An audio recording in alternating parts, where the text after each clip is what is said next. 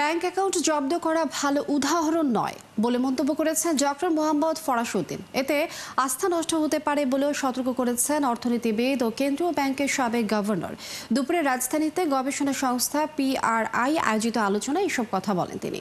প্রবীণ অর্থনীতিবিদ ও কেন্দ্রীয় ব্যাংকের সাবেক গভর্নর আরও বলেন, লুটপাটকারীদের সম্পদ শুধু জব্দ করা যথেষ্ট নয়, আদায়ও করতে হবে।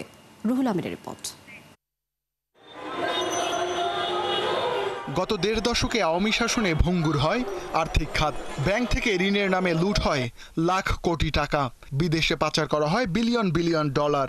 বাংলাদেশ ব্যাংকের সাবেক গভর্নর ফরাসউদ্দিন বললেন, যখন রাজনৈতিক ও আর্থিক ক্ষমতা এক হয়ে যায় তখন ইস্ট ইন্ডিয়া কোম্পানির মতো লুটেরা গোষ্ঠী তৈরি হয়।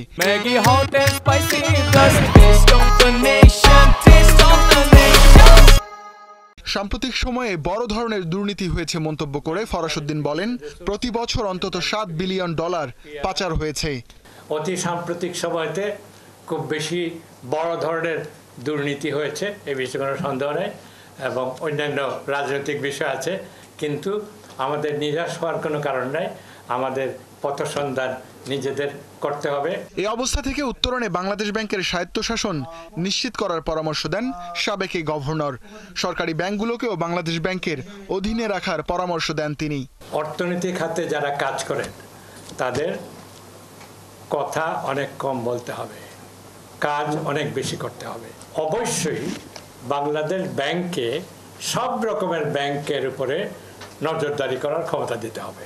এটা শুধু প্রাইভেটকে করবে আর পাবলিককে করবে এটা হইতে পারে না। এই যে তফসিলি ব্যাংকের কাছে দীর্ঘমেয়াদী ঋণ দেওয়া, এইটা কিন্তু একেবারেই আত্মঘাতী হয়েছে। যতদিন পর্যন্ত আমরা এটার থেকে বের হতে না পারবো, এবং এটার থেকে বের হওয়ার কোনো প্রচেষ্টা কোনো গভর্নমেন্ট করে নাই। ফরাসউদ্দিন বলেন, ইস্ট ইন্ডিয়া কোম্পানির মতো চিহ্নিত লুটেরা গোষ্ঠীর সম্পদ সরকারি কোষাগারে নিতে হবে। হরে দরে ব্যাংক অ্যাকাউন্ট জব্দ করা যাবে না। 10, 12, 15টা ওয়ার্স্ট গ্রুপ, ইস্ট ইন্ডিয়া কোম্পানিকে আইডেন্টিফাই করা হয়েছে অলরেডি। তাদেরকে পার্সু করে, তাদেরকে শাস্তি দেন।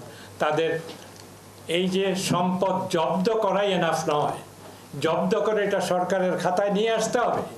ব্যাংক অ্যাকাউন্ট জব্দ করা খুব বেশি ভালো কাজ নয়। ব্যাংকিং সিস্টেমের উপর যদি আপনার আস্থা রাখতে হয় তাহলে এটা খুব বিবেচনা করে খরচ করতে হবে। অ্যাকাউন্ট জব্দটা খুব অল্পের মধ্যে সীমিত রাখতে হবে। ওই যে 10-15 জন কুলাঙ্গার বললাম, তাদের মধ্যে রাখতে।